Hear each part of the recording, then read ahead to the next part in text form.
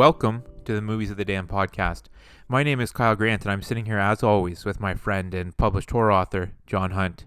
If you enjoy what you hear here today, please subscribe to our YouTube channel, check out our Facebook page, and follow us on both Instagram and Twitter, @DamnMovies. Email us any questions, comments, and suggestions to moviesofthedamned@gmail.com. For further details on John's published works, please visit his blog, johnhuntfiction.wordpress.com.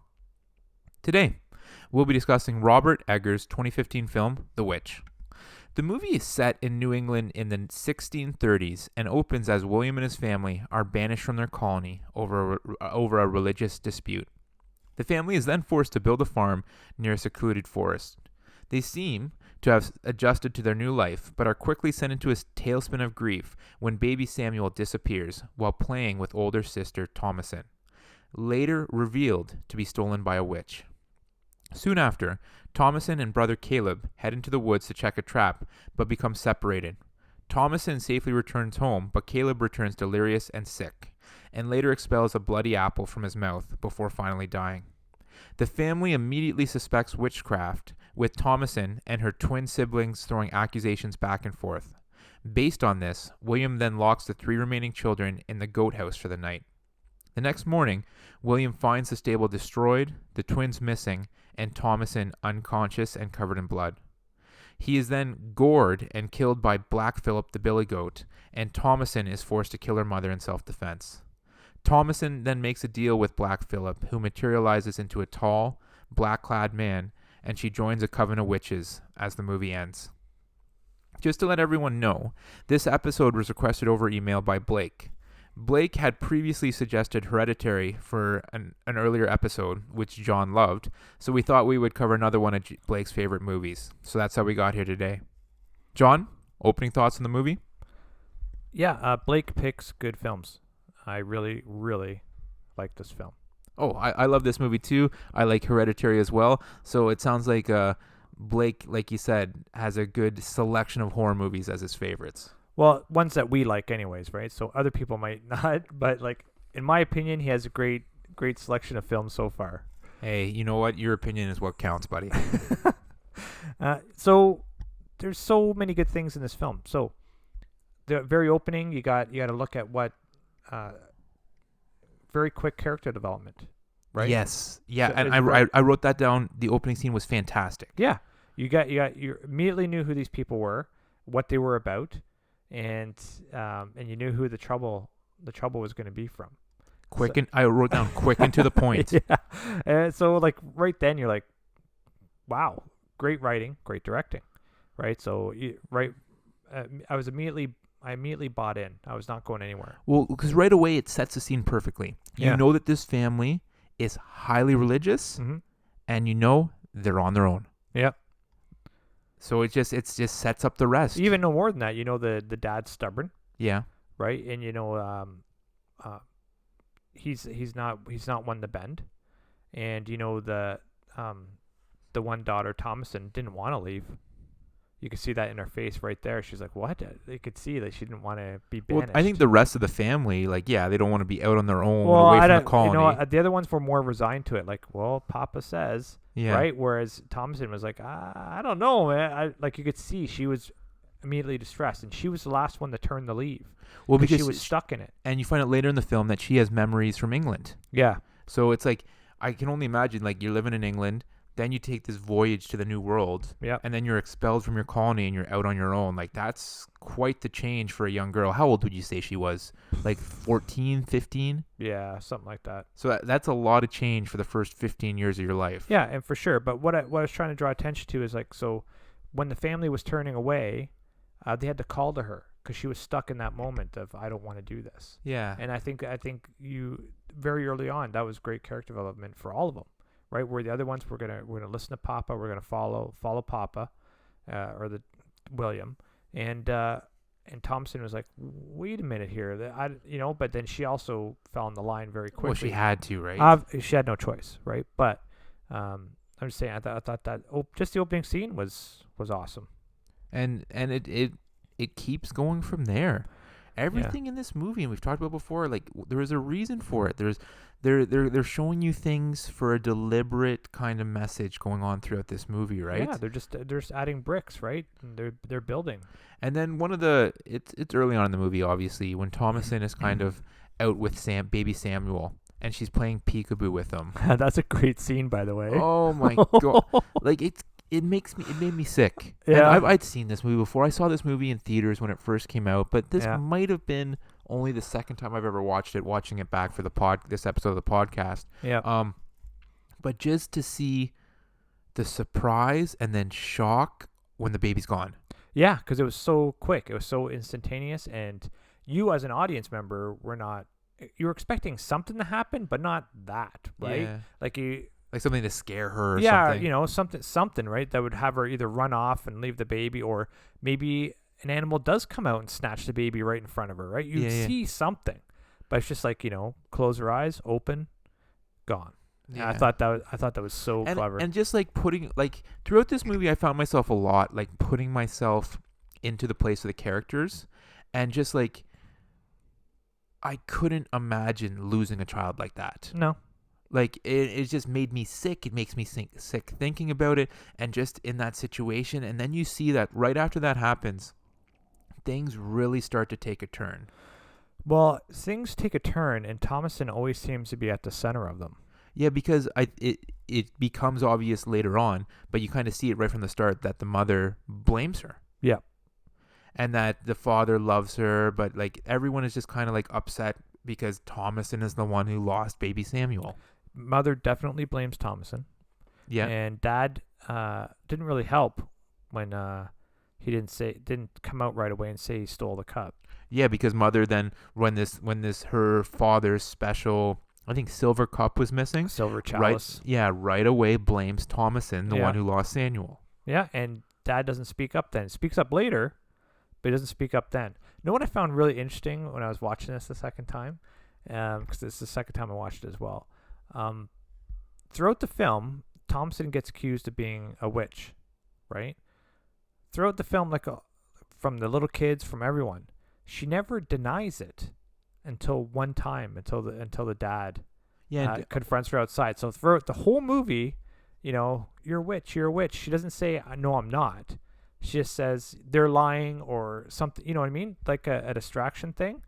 So I thought that was very, very interesting way to do that. Well, because at one point, she does tell the twins that she's a witch, but she's doing that just to bug them. Well, I think at least. Well, yeah, to scare them, right? Yeah. But at the same time, you don't even know. Like that's how well the story is done, or the presentation is done. You don't know where everything's leading to, right? And how good was the acting? Oh my God! I can only imagine. Like I'm not an actor, obviously. Just memorizing lines and reciting them, obviously with feeling and acting, but having to memorize old English lines. I know. I was gonna say that. Like they did such a good job. All these kids, like it didn't like. At no point did I think, oh, these are kids born in the 2000s who are reciting these lines. Like it felt like they were from the 1600s. They were great. They were great. Like no doubt about it. And so that was very cool. Couple questions for you. Early on in this movie, it was revealed that there was a witch. So it wasn't like the family suspects they're a witch, and as the viewer, you're trying to figure out, is there one or isn't there one?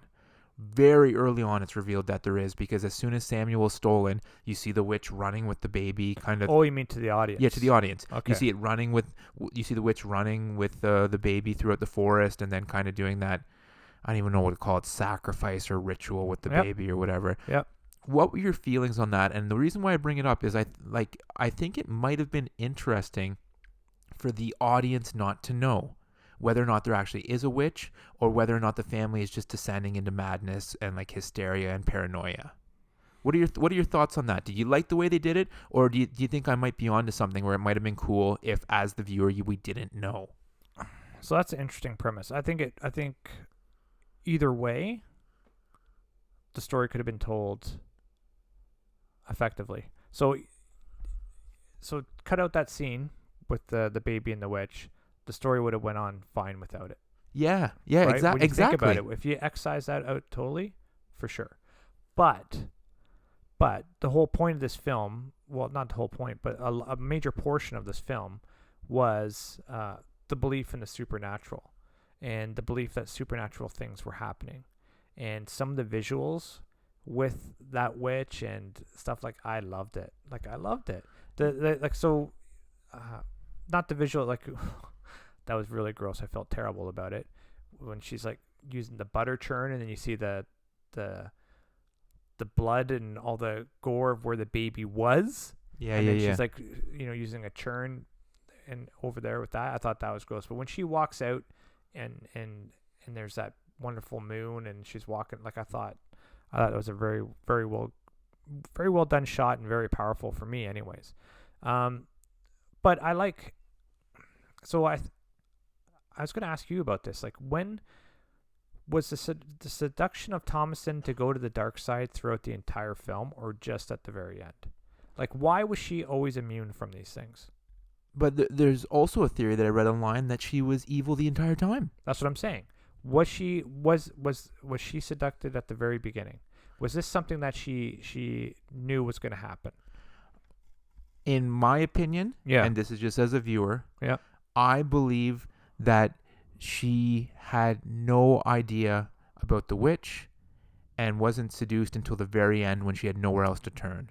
When everything was taken from her. Everything's taken from her. Her family's dead.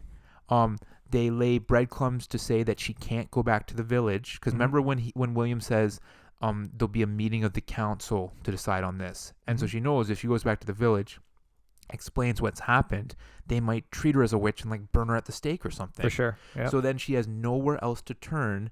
And that's when she goes to the goat. What's the billy goat's name again? Black Phillip.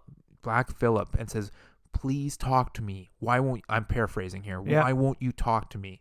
Whereas if she had been talking to him the entire time, I don't think she would have approached the conversation like that. That's fair. So now turn around this way then. So were the witches and Black Phillip taking everything away from her to try and recruit her? Yes. Yes.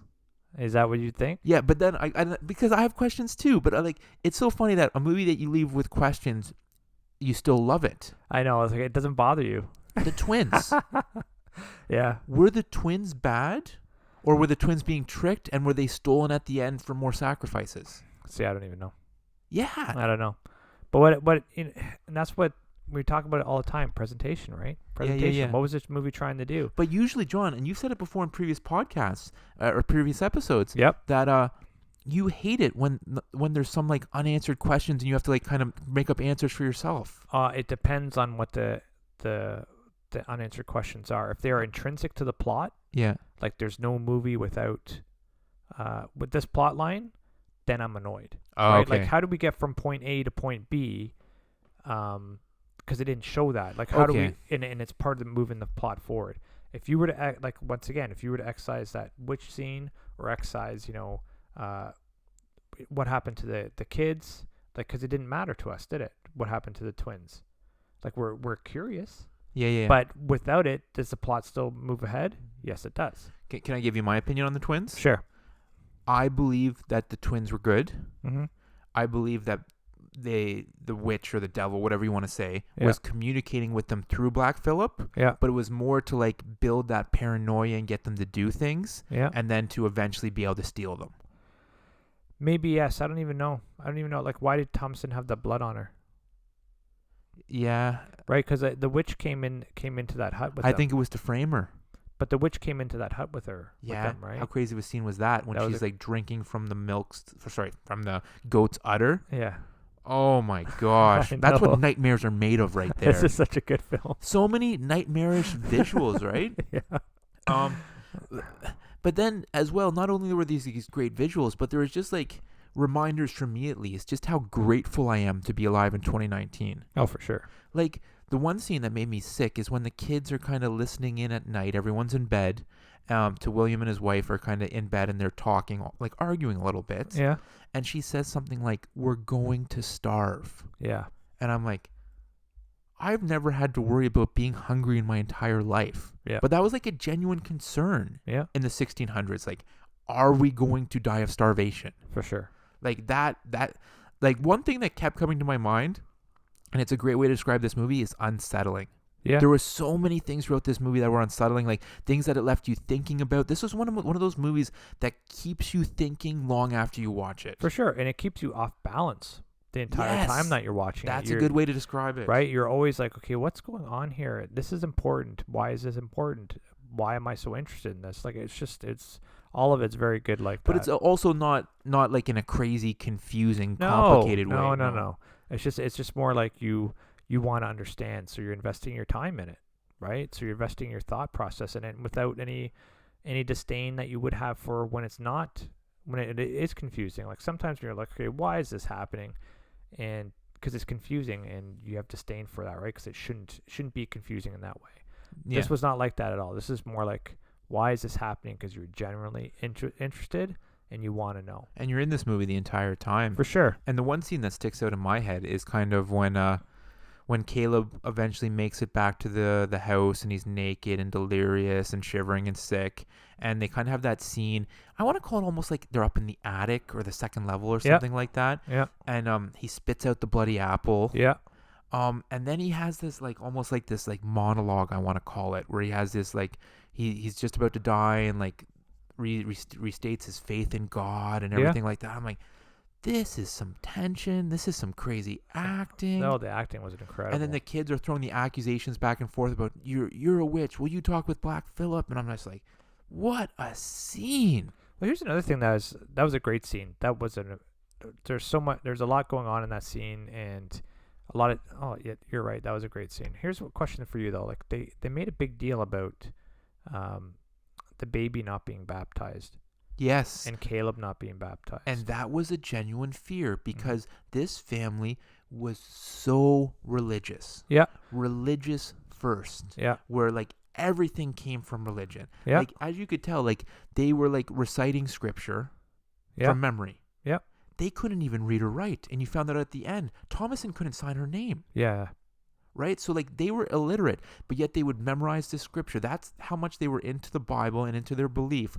And so it was a genuine fear for not only the mother, but for the kids themselves, that if they died, they wouldn't be able to go to heaven because they weren't baptized. So yeah, I know that. That's not what I was questioning. I was questioning, so with the witches, because this is what they kind of alluded to, like they weren't safe because they weren't baptized. Yes. So would the witches have been able to have taken these children If they were baptized. Yes. Interesting. Right, because or maybe the kids wouldn't have been of use to them if they were baptized. or they wouldn't have been able to use in the rituals. Because you look at it, who was taken? The baby, Yep.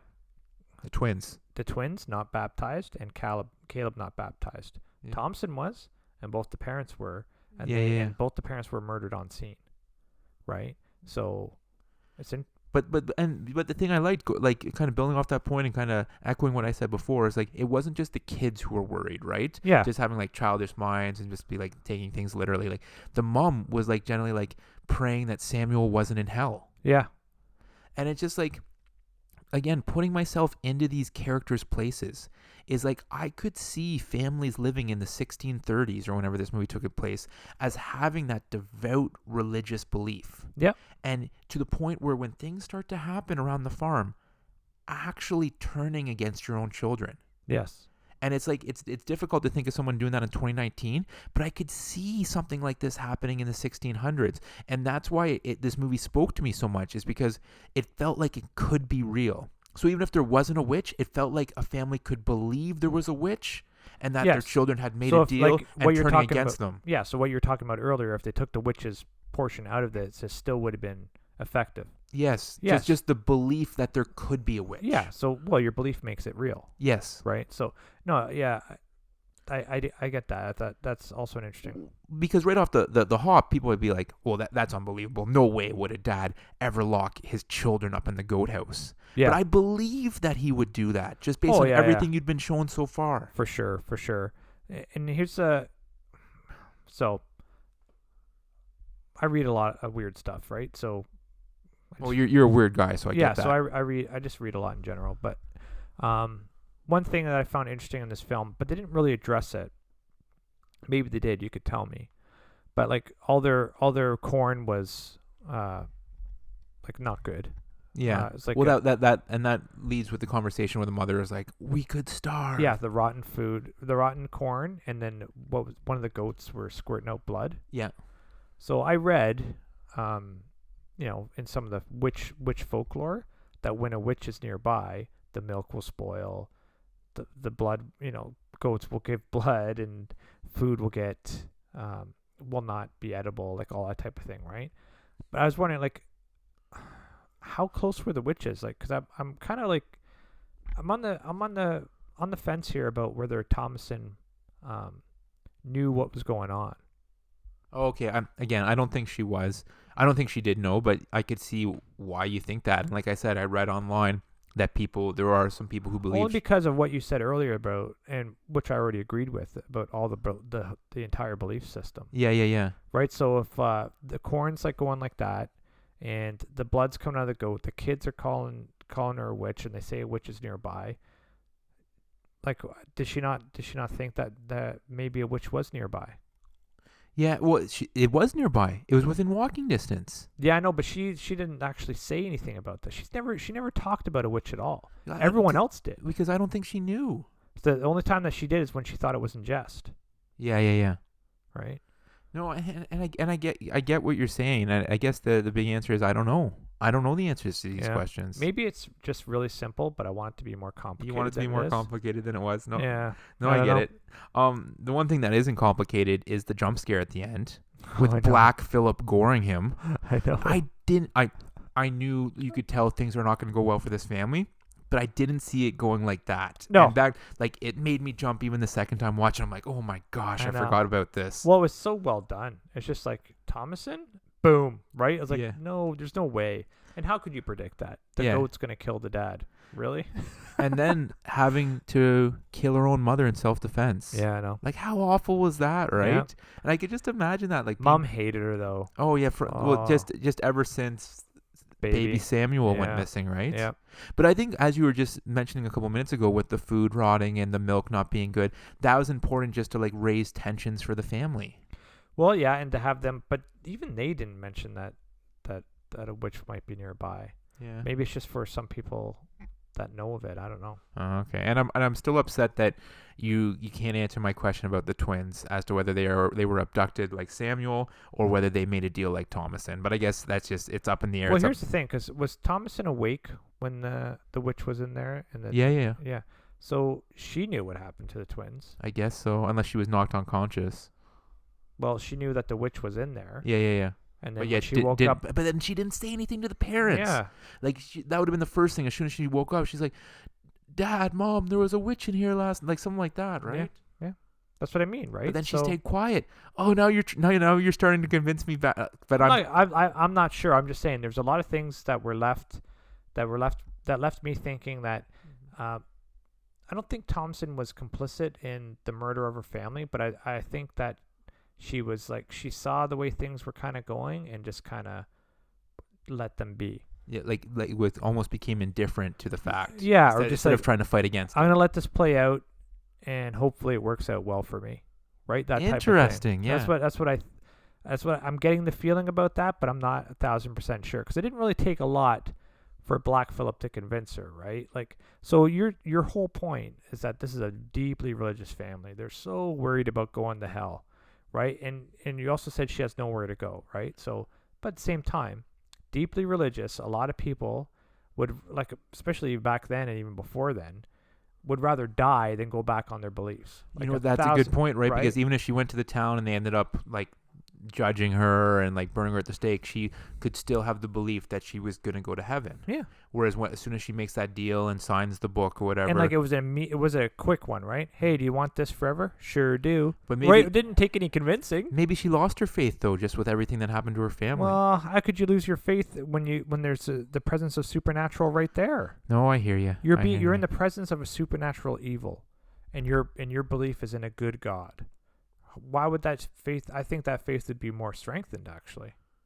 Interesting. Right? Only in the sense that, this is actually real. No, I hear you. And so you're bringing up some good points to the reverse, and like you would have me convinced, if not for, as I brought up earlier, that dialogue with her and Black Phillip, Mm-hmm. where she was almost begging him to talk to her, as Yeah. if. And so that's why I just believe she didn't know the entire time. But I get everything you're saying. Well, but I also think, like, why did she ask him that then? Yeah. Right? She didn't know something was going on, or why would she even ask? Why would she even talk to the goat? Yeah. If she's like there, well, no. Right? Yeah. I'm just saying. I got nothing. You got me speechless. The one thing I wanted to bring up though, the spelling of the witch. Mm-hmm. Did you notice that? So in the opening title sequence, it's spelled with kind of like 2 capital V's, Okay, yeah. like instead of a W, 2 capital V's, and like on the movie posters and stuff like that.